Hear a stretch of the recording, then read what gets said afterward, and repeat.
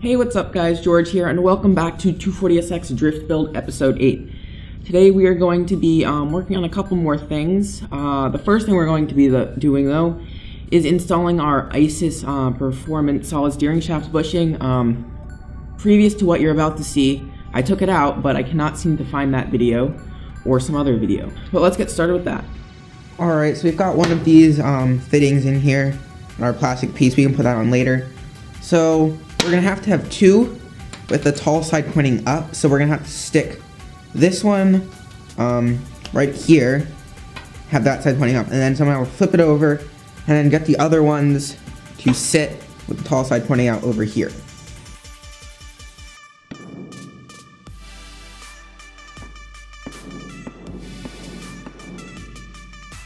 So we've got two of them in right now, and we're just going to flip it over.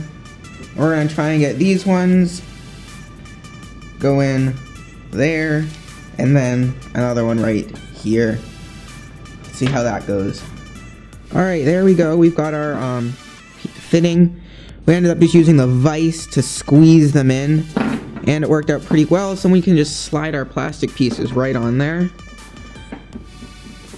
And then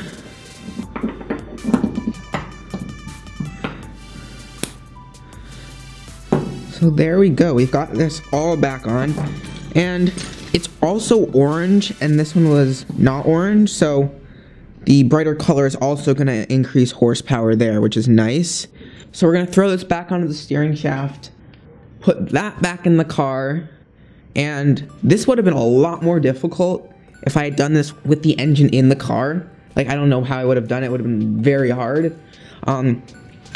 So this is the kind of thing I'm really happy I did when the engine was out of the car. So let's get going with that. Alright, so we're just going to tighten the bolts back down on the top here.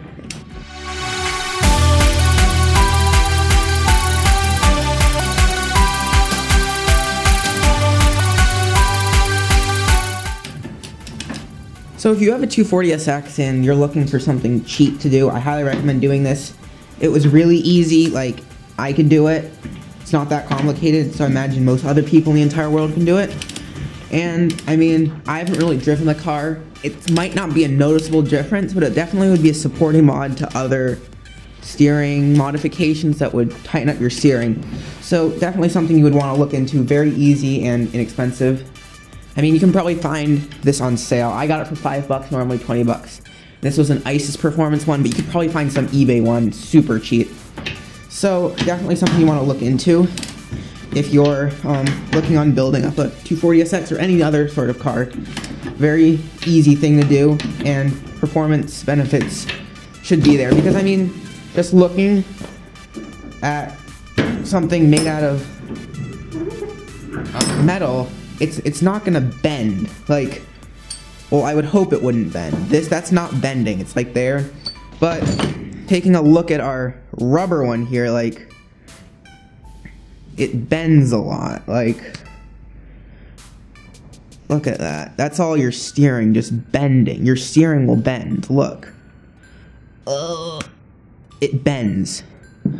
So, definitely something you want to look into. So, now that we've got this on here, we can go throw this back in the car.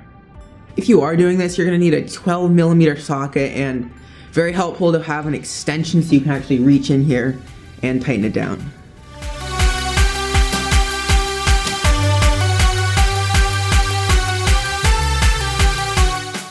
If you are doing this, I found it helpful just to unbolt the steering rack.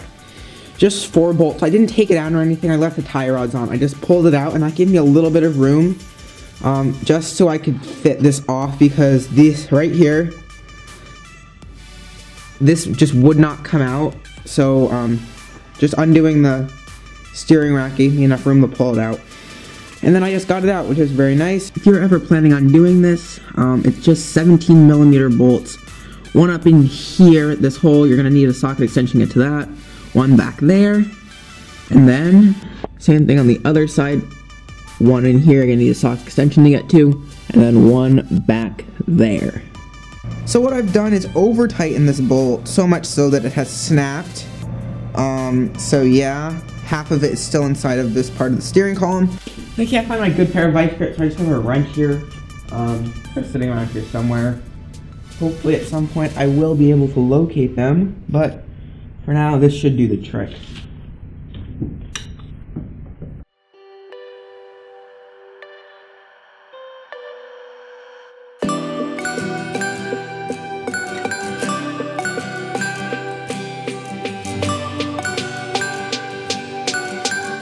So what I did end up working. Here's our broken off bolt. And I of course bought 2 new bolts, because I might as well replace both of them, as well as some new lock washers. And hopefully the new ones will not break like these did.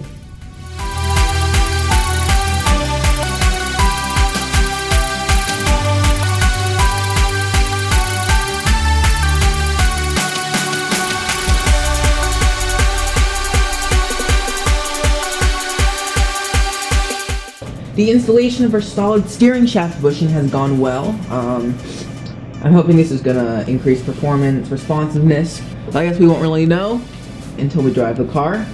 So that's pretty much it for that. Now let's move on to something else. Alright, so as many of you know, when you're switching from a single cam KA to a dual cam KA, a KA24E to a KA24DE, you have to slightly modify how the wiring goes into the dash connector. You have to use the single cam dash connector with the dual cam harness. You have to plug the little wires, move them around. And I also had video of this, but I cannot seem to find it. I think I've lost one of my SD cards. Alright guys, George back here again today. And I have decided that I'm going to be painting my engine bay. Many people commented, and I was kind of on the fence, and I decided, you know what, the engine's out, might as well, it's not that hard. Now, I'm pretty much just going to clean it down as much as I can, and then just use some spray paint, and then a gloss coating on top of it. I'm not going to go all out. I'm going to mask everything off, but I'm not going to go remove all the wires, hoses, all that stuff. I'm just going to mask them off and paint around it as best as I can. This is more just to protect everything so it doesn't rust. And it might make it look a little cleaner. I don't know. I'm going to do white. I think it's a little risky. It will get really dirty, but I think when the engine bay is clean, it will look good. And at the end of the day, if I decide I don't like it, it's just spray paint. I can always respray it. So let's get started with that. We're going to clean out the engine bay, get all the grease out, and then we're going to start painting. Because we just want to do a great job with painting the engine bay, I'm going to be taking out the parts of the strut tower brace. The center part, I of course just took out because I was removing the motor, and I didn't know if I would need to remove these, and it seemed like a pain to take off the struts. So I guess I'm going to take off this top part here, because we're going to want to paint underneath it, just to give it a little cleaner look if we ever take it off, get a different one, and just to make it nice and neat.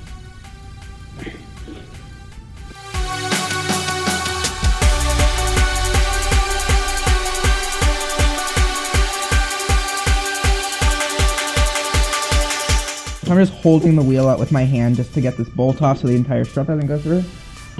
Take that off, slide off to the side, and I'm just going to put the bolt back on.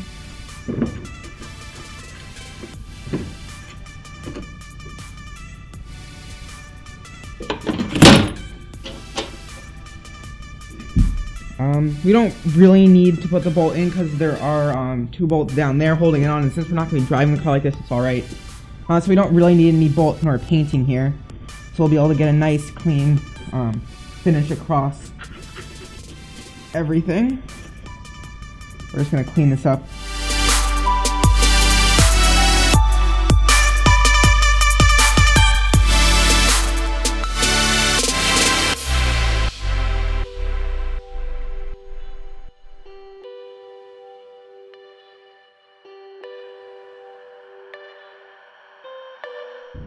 Alright, so I've got the engine bay masked out how I want it, and I picked up this at hardware store where I purchased the paint.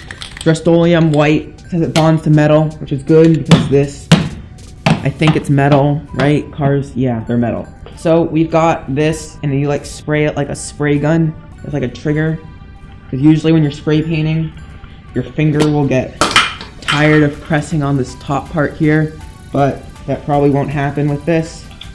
And it just like clips on, and you're like, bam, spray gun. Alright, so let's shake this paint up and get painting.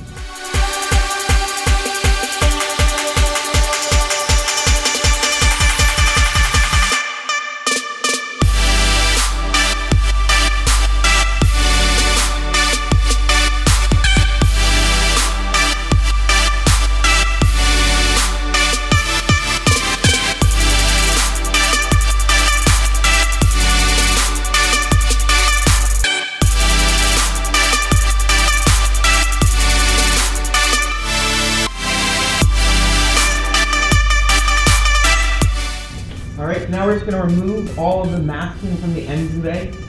And what I'm worried about, it's going to look bad, is over here I masked it off with sort of like brake lines and stuff. And it's not painted, so it's still going to be red there, so I think it might look kind of crap over there. But I guess we'll see when we take all the masking off.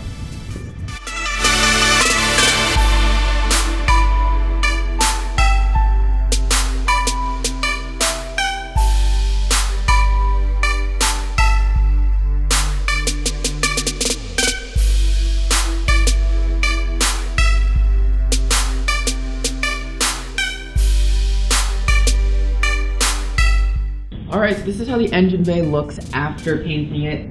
I'm pretty happy with how it came out. Pretty much everything is painted besides, of course, up here where all these lines are. I just didn't want to take them all out. I was just going to try and mask them, but then I couldn't paint behind them, so I just decided to leave off that entire area. And I didn't want to paint a lot of these components, so a lot just up there is unpainted, but the majority of the engine bay is painted. I think it looks pretty good for my first time painting an engine bay. If I were to do it again, I would take everything out of the engine bay, of course, and paint it that way with an actual spray gun and not just spray paint. It would definitely look a lot better, but I'm really happy with how this turned out. And for my first time painting, I think it's pretty good. I took a lot of stuff out, like all of these fuse boxes and stuff. We're gonna try and put those back in, and I wanted to take them out so I could get like a clean look. And then, of course, part of our strut braces in the front, I took those out so I could get a nice clean paint underneath there. And I, of course, put some stuff in here so I didn't get the struts with spray paint on them. So I'm pretty happy with how it turned out. So we're going to start putting stuff back in and hopefully get the motor back in.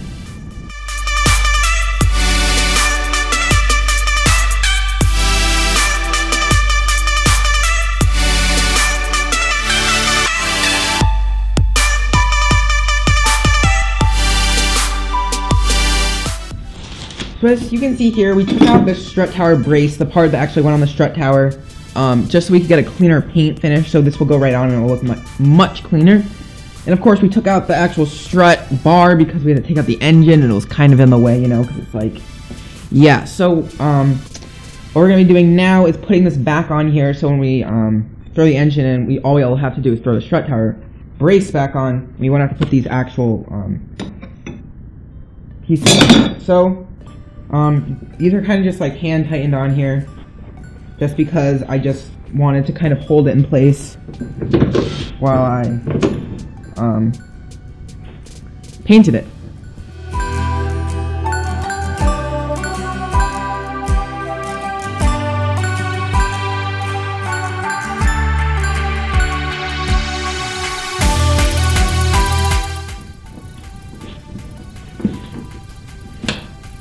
Alright, so that's that. We got both of our strut pieces on.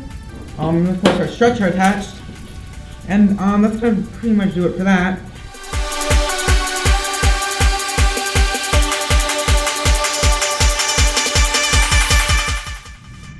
Alright, so here's the exhaust manifold and then down to the catalytic converter off of the dual cam KA motor that I bought. And I didn't really think about it too much. I just assumed that it would come down to here and there'd be a flange right about here, where there was on the downpipe from the exhaust manifold on the single cam motor. And now that I'm looking at it, there's not. So I'm like, okay, and this is just one complete thing to the catalytic converter. So that seems alright. So then I go over to the single cam motor and look at it, and I notice that I just assumed there would be something for me to hook this flange to. And then I'm like, oh, I guess I can just take that off the exhaust manifold. I look under, and probably won't be able to see this too well, but it is just welded right into there. Right onto the exhaust manifold, this was welded, so yeah, kind of depressing with that. I just assumed I'd either be able to take it off of here, off right off the exhaust manifold, and then just bolt it up to the other one and use it, but I guess that's not going to be the case.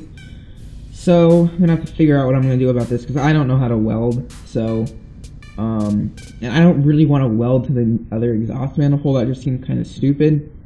I'd rather get some bolt-on thing. So, yeah, we're going to have to see what we're going to do about that.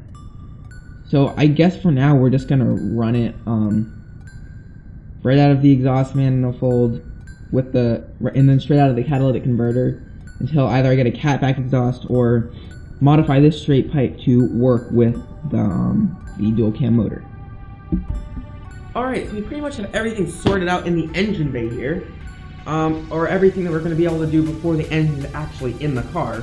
So I'm very excited. The hope is today that we're going to actually put the engine in, then begin to hook up all of these tubes and jumbles of wires and other things. So that's the plan for right now.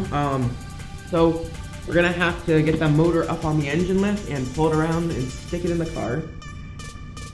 And in doing that, we're gonna be sticking on our new transmission mounts. I got an ISIS Performance like solid polyurethane one, which should cause not to rattle around as much. So the transmission will stay in one spot. The car might vibrate a little bit more, but since this is a race car, we don't really care about the vibrations, so the performance gains will be very good. So let's get going with that. So I have come to the conclusion it's not going to be possible to remove the EGR system from everything, take it off the single cam, put it on the dual cam, just because the bolts are so rusted. When I tried to put a wrench on it, it just spun around on the bolt, so there's really nothing for it to grab anymore. And it doesn't really matter, we don't really need it, we're making a race car, so we're probably just going to pick up an EGR delete plate and that stuff. We can stick that on, and we won't need it at all. With that, it probably won't meet emissions regulations, but I mean, that doesn't really matter because we're building a race car. So, that's pretty much it. I think the motor's pretty much ready to go into the car, and we can start hooking stuff up. Alright, so I got the shifter off of the new motor so we won't smash into the firewall when we're trying to stick it in the transmission tunnel. So, that should pretty much do it. I think we're ready to stick the KA24DE into the 240SX. Since we're going to be sticking the engine and the transmission back in the car, we of course are going to have to remove this cross member here, just because it won't really fit in without it. And you can just see, this is the OEM one. Look, like, that's just so much flex in it, it's just destroyed. So then our new one right here, which is orange, which makes it better, it's like, it won't bend. So when we put that in, we should see some serious performance gains.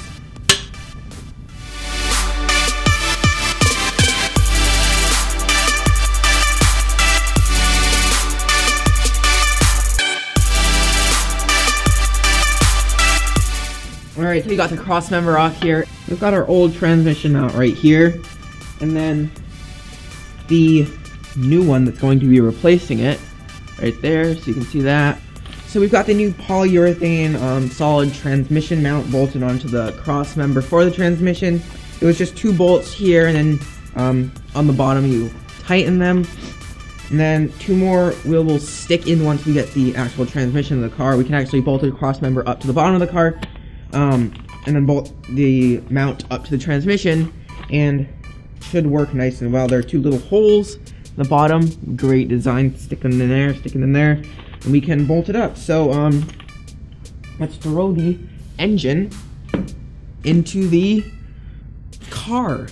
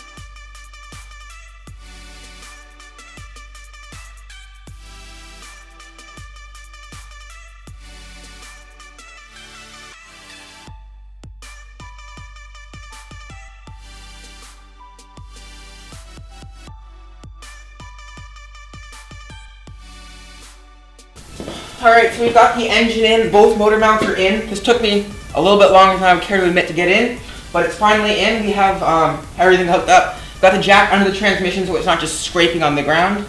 So we're just going to completely undo this doohickey we got going here, bolt up the motor mounts, and then we'll be able to bolt the transmission cross member in with our new transmission mount that will provide more structural rigidity to that. So let's do that then. Alright, funny story. One of the legs of the engine hoist is actually stuck under the frame because when the engine was not in the car, the front end was about 2 inches higher up. So now the car is actually resting on the engine hoist and it's kind of stuck. So yeah, we're going to have to jack that up and get it out. Alright, so now we're actually going to have to jack up the car so we can bolt the transmission in, because I had it down on the ground because my jack or engine hoist couldn't actually lift it up high enough to get the engine in when the car was up on jack stand. So I just put it down, put it in, and then I'm going to lift it back up so we can get everything done on the underside. So actually before that, let's put the bolts onto the engine mount so the engine doesn't fall out.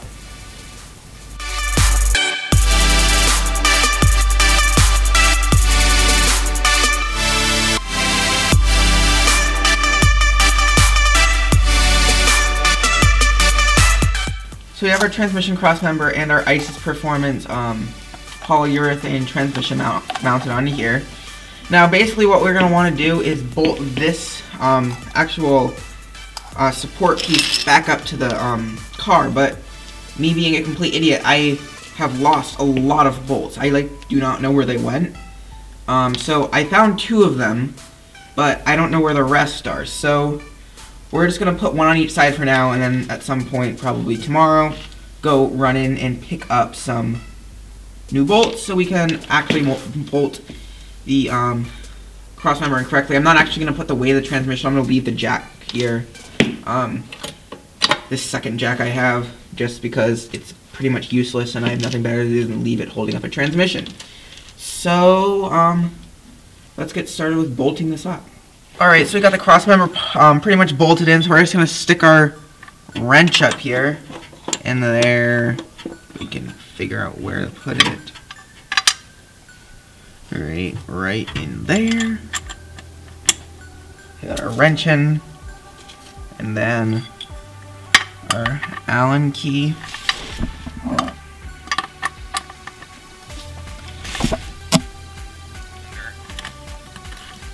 Twist that.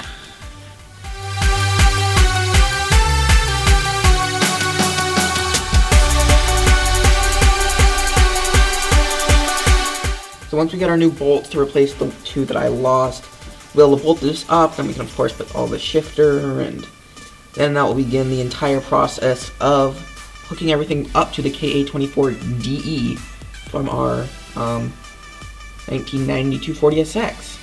So that's going to do it for this episode of the 240SX drift car build. Make sure to stay tuned for episode 9, where you can see us hooking up the motor to the actual car. That's going to be pretty interesting. And then eventually we'll see if it actually starts, which should be very interesting. So if you did enjoy the video, make sure to like, make sure to leave a comment, and make sure to subscribe so you can be notified whenever I upload a new video. Thank you for watching, and goodbye.